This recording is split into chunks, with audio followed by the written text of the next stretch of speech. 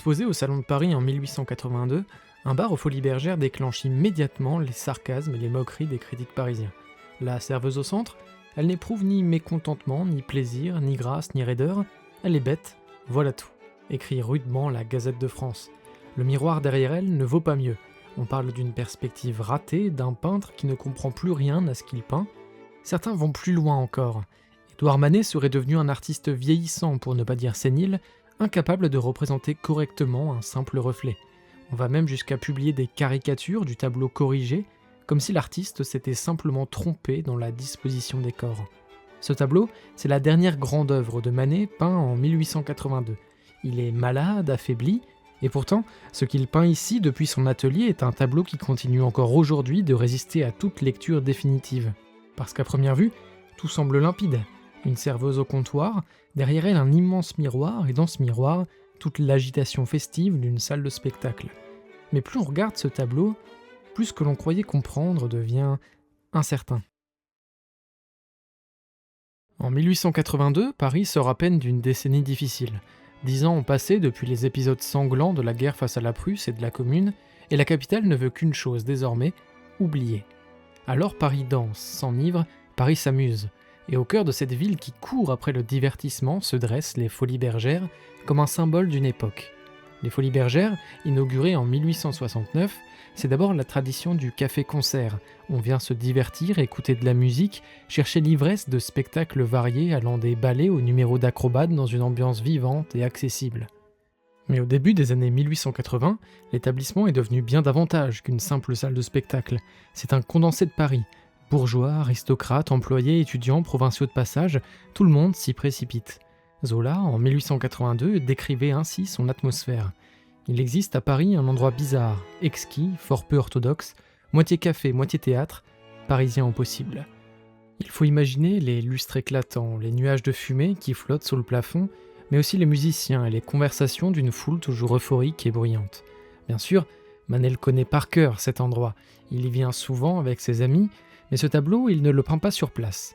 Trop malade pour rester longtemps debout, un comptoir est installé dans son atelier, une des serveuses des Folies Bergères est invitée à poser, et Manet entreprend alors de recréer de mémoire l'un des lieux les plus animés de Paris. Pourtant, lorsqu'on regarde le tableau, quelque chose frappe immédiatement.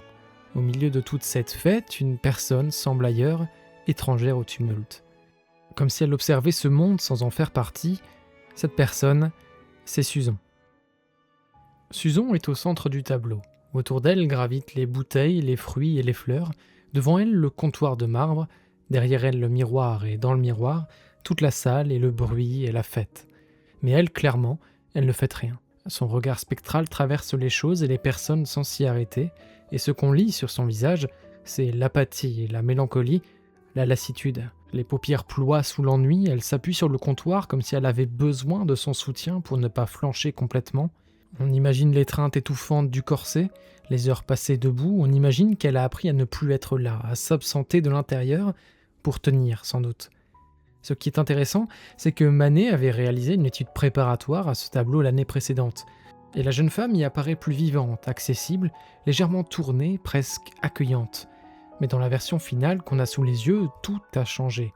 Il lui a délibérément donné cet air désabusé d'une vie qui ne lui correspond pas. Et c'est précisément là que le personnage prend une dimension plus troublante encore, car Suzon n'est pas seulement une serveuse, en réalité elle fait elle aussi partie du spectacle.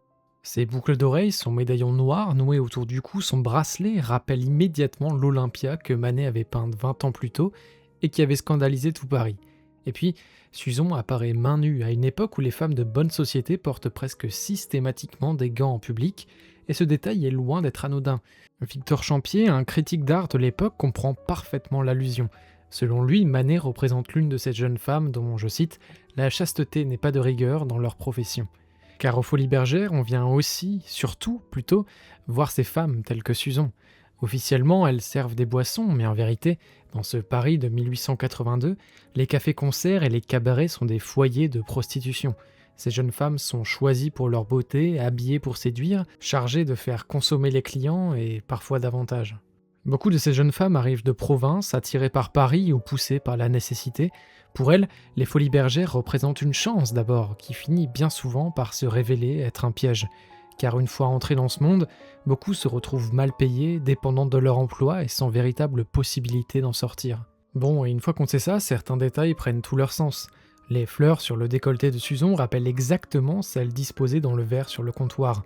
Comptoir où il y a du champagne, des liqueurs, des clémentines, et puis Susan, en vérité. Elle est rangée là, réduite au rang de produit, et on comprend que ce bar est en fait un étal où la marchande est elle-même à vendre. Et pendant ce temps, dans le coin supérieur gauche, une acrobate flotte dans les airs, et curieusement, on n'aperçoit que ses jambes, tandis que celle de Susan reste invisible derrière le comptoir. Le contraste est très évocateur. L'une semble flotter au-dessus de la foule, légère et libre, l'autre paraît prisonnière de ce comptoir de marbre sans issue possible. Pourtant, malgré toute la richesse symbolique de tous ces détails, ce n'est pas ce qui a le plus frappé les contemporains de Manet. Non, ce qui a vraiment déconcerté les visiteurs du salon de 1882 se trouve juste derrière Susan. Ce miroir étrange qui rechigne à obéir aux lois de la physique. Avant de poursuivre, il faut d'abord préciser une chose. À l'époque de Manet, les miroirs sont assez courants dans les cafés, les cabarets, les grands magasins. Ils agrandissent les espaces, décuplent les lumières, donnent l'impression que la foule est encore plus dense qu'elle ne l'est réellement. Bref, ils amplifient l'ambiance d'un lieu. Maupassant évoque d'ailleurs dans Bel Ami ces grands miroirs derrière les comptoirs qui reflètent à la fois les serveuses et les clients. La présence même du miroir dans le tableau n'a donc rien d'étrange. Ce qui est étrange en revanche, c'est ce qu'il reflète, car lorsqu'on regarde bien attentivement, quelque chose est perturbant. Le reflet de Susan n'est pas aligné avec sa silhouette de face, et le client avec lequel elle converse dans le miroir n'apparaît pas devant elle dans l'espace réel du bar. Et dans le miroir, elle se penche vers cet homme coiffé d'un haut de forme. Face à nous, elle se tient droite, les bras posés sur le comptoir. C'est troublant, comme si ce n'était pas la même femme, ou que ce n'était pas le même moment. Pourquoi Susan paraît-elle si différente dans son reflet? Et où se trouve exactement cet homme? Qu'est-ce que Manet a bien pu vouloir dire? D'ailleurs, et si c'était tout bonnement une erreur de sa part? Eh bien sachez que les visiteurs du salon de 1882 se posaient exactement les mêmes questions.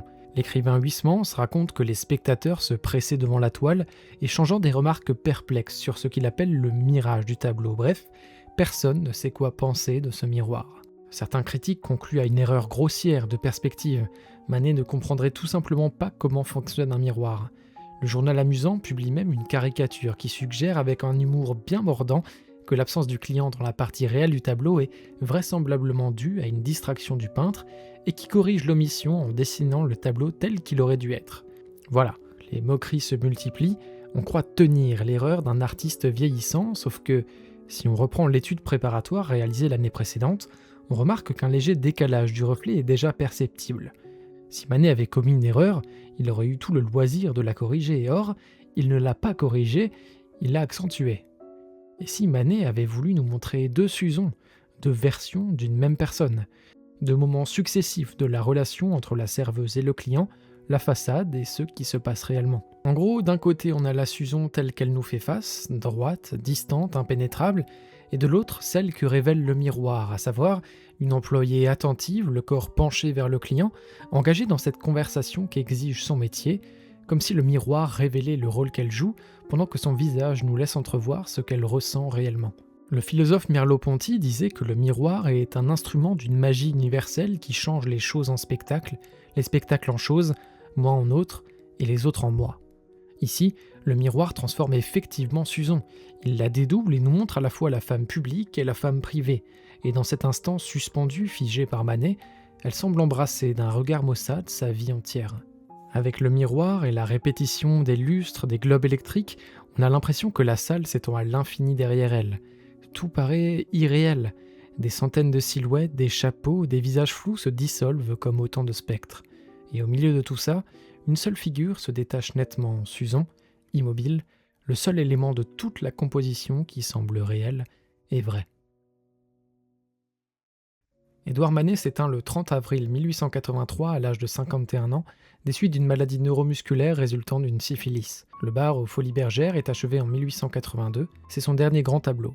Manet avait contracté sa maladie dans les mêmes cercles de plaisir que le tableau représente. Il avait fréquenté les Folies Bergères, connu ces femmes, consommé lui aussi ce que Paris offrait.